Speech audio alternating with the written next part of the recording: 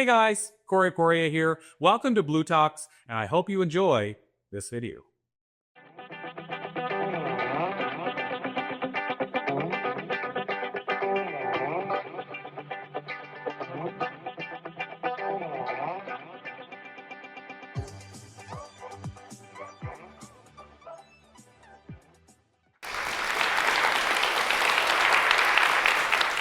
Hello, everyone. I hope you are having a good day. Yes, I am so excited to be here today. I'm here at UCLA to talk about leadership. I know you have been inundated with a lot of information about leadership, but have you ever heard anything about leadership in terms of leading from a healing centered perspective? No, probably not. I see some faces like, I don't know, maybe not. Well, I want to talk about healing centered leadership, leading with empathy and intention. You all heard a little bit about my background. I am a professor in social work. So, of course, healing centered, strength based, those are words that we use in social work in general because we want individuals to know that when we are helping them through whatever issue or problem that they are faced with, that we want to do it from a strength based perspective. There's some good in you. Something terrible may have happened to you, or you may have done something terrible, but there's good in you. Then also we want them to heal, help them heal so that they can be a better person. Okay. So those are two concepts that we use a lot in social work. Now, empathy and intention. So the empathy, we want to be empathic.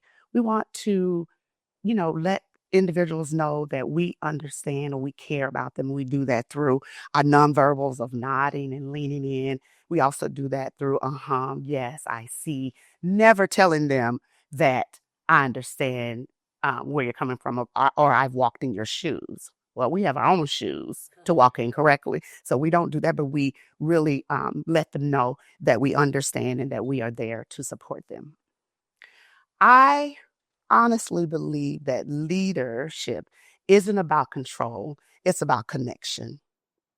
And I say that because when we're in a leadership role, we're already wearing that badge that we're in charge and we're here at the top of the chart in control, and then everyone else is under us and so they're to follow us. And I know an example would be when I was a manager, a supervisor, and I would ask an employee to come to my office immediately. They're like nervous. I'm like, no, it's not that. You haven't done anything wrong. I just want to celebrate you. Something that I noticed that you did was amazing. And so that was a different kind of leadership than they had ever been under before. And so I tried to emulate that because I would share with them, one day you're going to be a leader. And these are the tools that I want you to take on to pass on with you. And I say this about connection. I was working with a young lady who was leading some foster youth. She was really supporting them. She was supporting them in their home. She was supporting them in their academics, just pouring a lot into these youth. And she said, I don't have anything else to give. My cup is just full and I am drained. And so when she said that to me, instead of me giving her some strategies, I just sat with her. We just sat, two women in silence. And I just let her have that moment to center herself. I let her talk, reflect, and I did exactly that. I see someone in the audience that is nodding. I did that. I offered no advice. She asked for no advice. And I think that is about connecting with individuals. I'm not always being readily to give them advice. You can support them just by being in the space and being present. Healing leaders ask what happened to you, not what's wrong with you. Mm.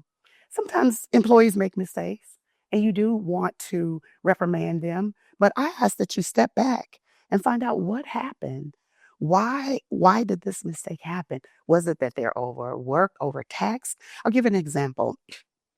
I worked in Chicago as a supervisor in social work.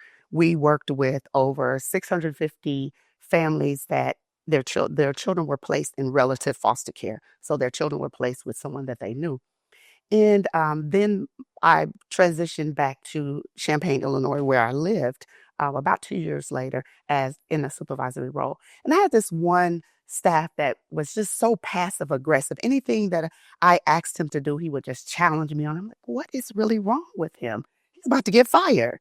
Then I said, no, that is probably not a good thing to do. I could fire him and that would be an easy way out, but let me just pour into him and see what is really going on. So we sat and I said, hey, I see that every time I'm asking you to do a task or something, you are challenging me or you will not follow through, meet the deadline, and so forth. He said, I'm really angry. Why? Because you have the position that I wanted. And I said, well, this position required a master's degree. You don't have a master's degree, but however, let me know what it is that you want to do. It's like, I want to be in your shoes. I said, okay, let's develop a plan so that you can get your master's degree and you can be in a position that I am in. And we did that. And so about 2 weeks later, he came back to my office and he said, I want to apologize for all those things that I did. You were absolutely correct. He said, but I also want to tell you that you're the first person that ever took a vested interest in my personal and professional goals. And that's healing centered leadership, really connecting with your staff that you are supervising and finding out what's your next step. I know, is this job your all, end all, where you want to stay or you want to move on? And then being actively engaging with them about creating a plan and helping them move forward. Now, sometimes they have these grandiose ideas of where they want to go, and you may have to have them tone it down a little, but you let them realize that. You just present it in a way that they realize that is probably not a good idea considering where you are and your personality. Personality has a lot to do with leadership as well. And so also, I believe that healing leaders create spaces where others can breathe. So when the young lady told me that she was just done. She would have poured out and given everything that she had to offer. Again, I said we sat in silence and just allowed her to breathe and recalibrate and regroup. I've had students tell me, Dr. Sharva, in class, you always give us tools that we can use to manage self-care because the students that I teach, they are non-traditional students. They work full time. They're in their internship also, as well as taking classes at night. So they have a really, really busy schedule. So I'm always giving them tips on what they can do. Maximize a moment. You're driving, you're in traffic. Take that moment to breathe. Take that moment to reflect and so forth. It's like, well, what do you do to really, create a self-care space? And I thought about it. Like, I am quite busy and I am not practicing what I preach. So I started taking that time to really breathe as I instructed my students. And so giving them that space. And so in my evaluations, after my first year of teaching, many of them said, she gives us an opportunity to breathe. She listens to us. She understands the gravity of what we're in, that we're working in, that we have all of these things that are impacting our ability to, one, make it to class on time. So I give them a 15-minute grace period. So all of that played out in my evaluation, which was very positive. And in creating that environment for them, I thought about if I was in their shoes, what would I need? Being rigid, would they really come to my class and learn anything? No, because they're tired, they're hungry. I've even incorporated bringing snacks to class, healthy snacks, and they're like devouring them, like, oh my God, thank you, Dr. Sharva. This is so helpful. And then we dive into the lesson, and I can see that they are understanding and that they're learning. So creating spaces where others can breathe is important. But as leaders, we have to breathe as well. We have to make sure that we're spending that time taking care of ourselves. When leaders model vulnerability, they give others permission to do the same.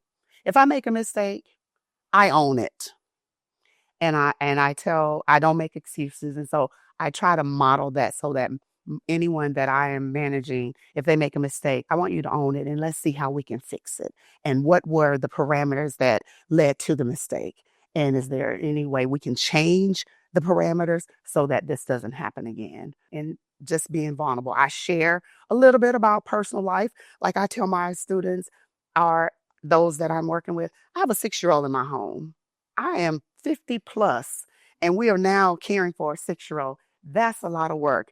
So I may come in with my shirt on backwards, or two different color shoes. It hasn't gotten to that point yet, but just give me some grace because I got a lot going on with this little 6-year-old. So being vulnerable. And so they say, you are a real person. Absolutely. But they also know my expectations are high when it comes to their academics and what I expect of them in terms of their assignments and so forth. Something that is very important to me is that healing happens when people are seen, not when they're graded. And graded not only in the classroom, but as leaders in working in corporate America and any other positions, we do grade individuals. We grade them through evaluation. Is that correct? And one thing that I really don't like to see is when someone doesn't find out until the annual evaluation that there's been problems, that there are problems, there are areas that they need to work on.